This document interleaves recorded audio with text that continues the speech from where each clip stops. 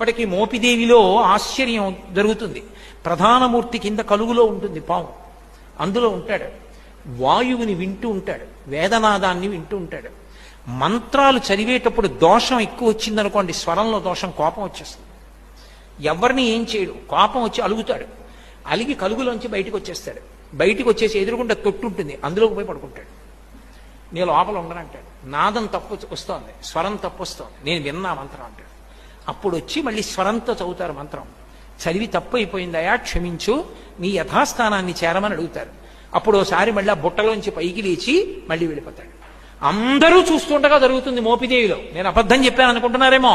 మీరు కావాలంటే అర్చకుల్ని వెళ్ళి అడగండి, కిందే ఉంటుంది కలుగు, అందులోనే పడుకుని ఉంటాడు. అందరూ చూస్తుండగా బయటకు వస్తాడు. స్వరం తప్పినా, అనాచారం ఎక్కువైపోయినా బయటకు వచ్చేసి అలకపాం పెక్కి పడుకుంటాడు. మళ్ళీ వెళ్ళి వేదం స్వరంతో చెప్తే లోపలికి వెళ్ళిపోతాడు.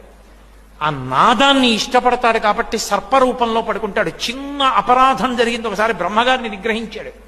ఆ కారణానికి వచ్చి పుట్టలో పడుకుని ధ్యానం చేశాడు. అగస్త్యుల వారు కనిపెట్టారు, అది మోపిదేవి క్షేత్రం, కృష్ణా జిల్లా.